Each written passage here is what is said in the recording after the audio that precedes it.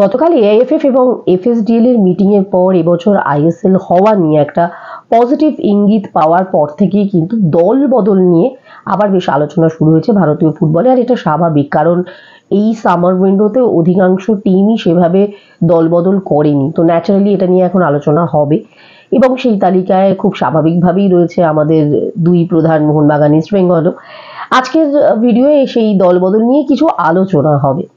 শুরুটা ইস্ট বেঙ্গল দিয়ে করি। যদিও ইস্ট বেঙ্গলে এবছর আর নতুন করে কোনো ঘোষণা হওয়ার তেমন বাকি নেই, মোটামুটি দল গোছানোর কাজটা ইস্ট বেঙ্গল করেই ফেলেছে এবং এই মুহূর্তে তাদের দল ছুটিতে রয়েছে। বরং ইস্ট বেঙ্গলে এই মুহূর্তে যারা পারফর্ম করছে সেটা ইস্ট বেঙ্গলের মহিলা টিম এবং অসাধারণ পারফর্ম করছে তারা। এএফসির ওমেন্স চ্যাম্পিয়ন্স লিগে তারা প্রথম যে ম্যাচ খেলেছে সেই ম্যাচে কিন্তু তারা জয় পেয়েছে 1-0 গোলে। কম্বোডিয়ার টিম নমফেন ক্রাউন তাদের ঘরের মাঠে গিয়ে এই ম্যাচটা জয় পেয়েছে ইস্ট বেঙ্গল ফাজিলার গোলে, যেটা ডেফিনেটলি একটা বড় পাওনা ইস্ট বেঙ্গলের জন্য, মানতেই হবে।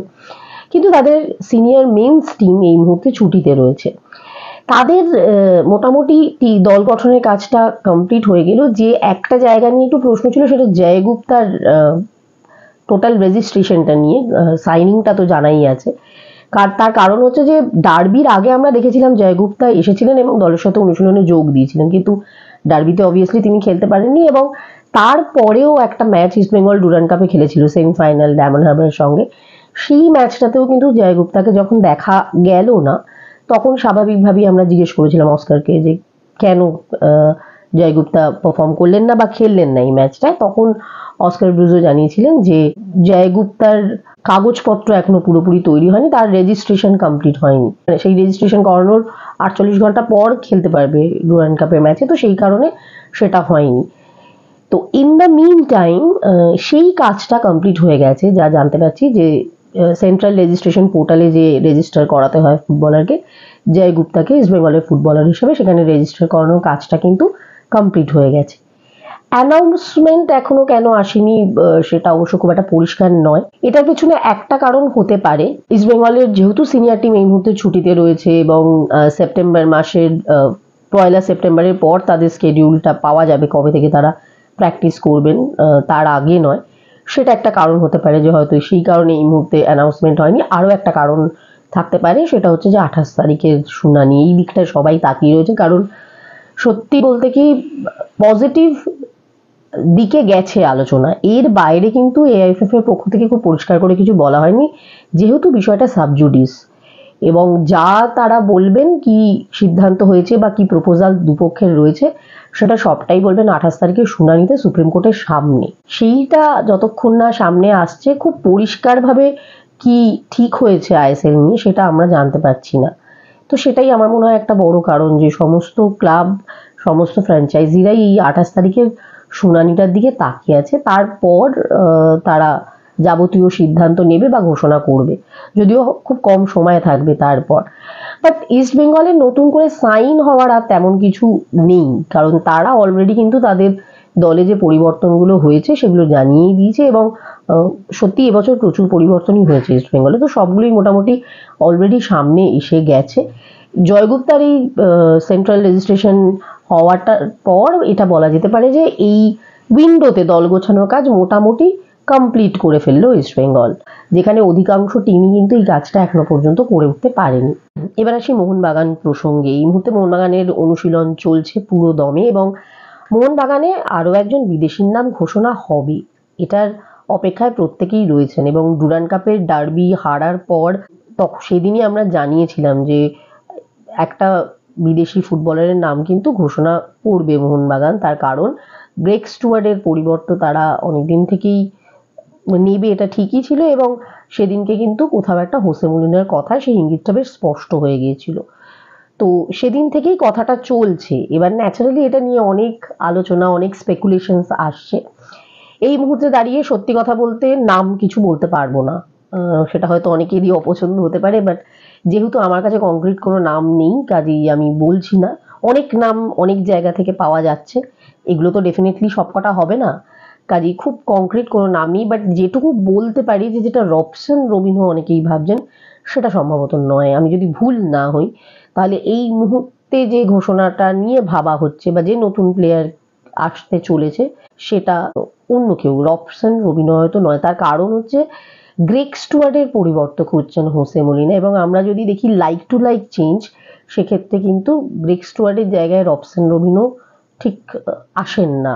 যে জায়গাটা চাইছেন মেনলি মলিনা, সেটা হচ্ছে বক্স টু বক্স খেলতে পারবেন এরকম একজন মিডফিল্ডার এবং ক্রিয়েটিভ মিডফিল্ডার, যিনি বল সাপ্লাই দেবেন, বল খেলাবেন টিমকে, যে দায়িত্বটা গ্রেগ স্টুয়ার্ট পালন করতেন। অ্যাটাকিং মিডফিল্ডার প্লাস যিনি প্লে মেকার, সেই রকম একজন বিদেশিকে খোঁজা হচ্ছে। তালিকায় বহু নাম, আমি আগেই বললাম যে যারা খেলেছেন অলরেডি আইএসএল এ, যারা খেলেননি নতুন নাম, বেশ কিছু নাম আসছে। দুজন স্প্যানিশ ফুটবলারের নাম ভীষণভাবে জোরালোভাবে আসছে, সবই শুনছি। কিন্তু আমি এখনো পর্যন্ত যে ওই সূত্র মারফত যে একটু ইঙ্গিত পাওয়া যায়, আমি পাইনি, আমার কাছে অন্তত পক্ষে নেই। এবং আমি দেখেছি যে মোহনবাগানের একটা ট্রেন্ড বলা যেতে পারে, যে প্রত্যেক বছরই কিন্তু একজন বা দুজন বিদেশি এরকম ঘোষণা হয় যাকে নিয়ে আলোচনাই হয় না বা কোনো স্পেকুলেশন মেলে না। সেরকম কিছু হতে পারে, আমি জানি না কি হবে, বাট ঘোষণা যে হবে এটা কিন্তু মোটামুটি পরিষ্কার, এবং সেটা খুব সম্ভবত 28 তারিখে শুনানির পরেই হবে, যদি সব ঠিকঠাক থাকে। এই সপ্তাহের মধ্যে এই ঘোষণাটা আসার কথা, তো সেটার অপেক্ষায় ডেফিনেটলি প্রত্যেকে রয়েছেন। এবং মেহতাব সিং এর নাম তো অলরেডি তারা ঘোষণা করেছেন, প্র্যাকটিস শুরু করে দিয়েছেন মেহতাব, এটা পুরনো বিষয়। কিন্তু আর একজন বিদেশি অ্যাটাকিং মিডফিল্ডারের নাম ঘোষণা হবে, সেদিনও বলেছিলাম, আজও বলছি, নামটা না বলতে পারলেও সেটা রবসন রবিনো সম্ভবত নয়, কারণ যে স্পেকুলেশনগুলো শুনছি তার মধ্যে রবসন রবিনোর নামটাও রয়েছে। এবং আমরা প্রত্যেকেই কোথাও একটা সময় গিয়ে নিশ্চিত হয়ে গেছিলাম যে রবসন রবিনোর সঙ্গে সাইনটা হয়ে গেছে, শুধু ঘোষণা বাকি। কিন্তু আমি জানি না এক্স্যাক্ট কি, কিন্তু এই মুহূর্তে দাঁড়িয়ে যে ঘোষণাটা বা যে প্লেয়ারকে সাইন করানো, চূড়ান্ত কাজটা শেষ করতে চাইছে মোহনবাগান, সেটা কিন্তু অন্য একজন অ্যাটাকিং মিডফিল্ডার, বিদেশি মিডফিল্ডার, সেটা রবিনহো নন, এটুকু জানতে পারি। এমনিতে অনুশীলন তো মোহনবাগানে চলছেই, যদিও ক্লোজ ডোর অনুশীলন এবং খুব লম্বা অনুশীলন চলছে। তবে দুদিন ধরে জেমি ম্যাকলারেন অনুশীলনে আসছেন না, সেটা কোনো চোট আঘাতের সমস্যা নয়, তিনি একটু অসুস্থ, শারীরিকভাবে অসুস্থ। ঠিক যেরকম আপনি আমি অসুস্থ হচ্ছি এই সিজন চেঞ্জের সময়, ঠিক সেরকমই সিজন চেঞ্জের কারণেই একটু অসুস্থ, সেই কারণে জেমি আসছেন না। বাকি যে চোটগ্রস্ত ফুটবলার যারা যারা ছিলেন তারা অধিকাংশই সুস্থ হয়ে গেছেন, সুভাশিস, কিয়ান নাসিরি এরা। মনবীর সিংও যথেষ্ট সুস্থ, আজকেই তিনি বল পায়ে মাঠে নামতে চেয়েছিলেন, কিন্তু কোচ আজকের দিনটা বারণ করেছেন। তো আশা করা যায় কাল পরশুর মধ্যে মনবীরও কিন্তু বল পায়ে অনুশীলনে নেমে পড়বেন। তবে মোহনবাগানের পরবর্তী ম্যাচ 16ই সেপ্টেম্বর, তার আগে একটা লম্বা সময় রয়েছে। এই সময়টা কিন্তু মোহনবাগান একটা অন্তত পক্ষে একটা প্র্যাকটিস ম্যাচ খেলতে চাইছে, হোসে মলিনা চাইছেন এবং চেষ্টা করছে যে একটা মোটামুটি স্ট্যান্ডার্ড টিমের সাথে একটা যদি প্র্যাকটিস ম্যাচ খেলা যায়, কারণ এএফসির ম্যাচ খেলতে গেলে সেরকম একটা প্র্যাকটিস ম্যাচ হওয়া দরকার, এবং টানা প্র্যাকটিস আর তারপর এতদিন পর গিয়ে একটা ম্যাচ খেলা, সেটা খুব একটা সাইন্টিফিক হয় না। সেই কারণেই এর মাঝখানে একটা বা দুটো প্র্যাকটিস ম্যাচ খেলার ইচ্ছে রয়েছে, হোসে মলিনা চেয়েছেন যদি অ্যারেঞ্জ করা যায়। এখনো পর্যন্ত কিছু নিশ্চিত হয়নি, বাট একটা প্র্যাকটিস ম্যাচও এর মধ্যে কিন্তু মোহনবাগান খেলবে, এটুকু জানতে পারছি। এই ভিডিওটা এই পর্যন্তই। যদি ভালো লাগে লাইক শেয়ার করুন এবং কমেন্ট করে আপনাদের মতামত আমাদেরকে জানান, এবং অবশ্যই সাবস্ক্রাইব করুন আমাদের চ্যানেল অল স্পোর্ট টিভি।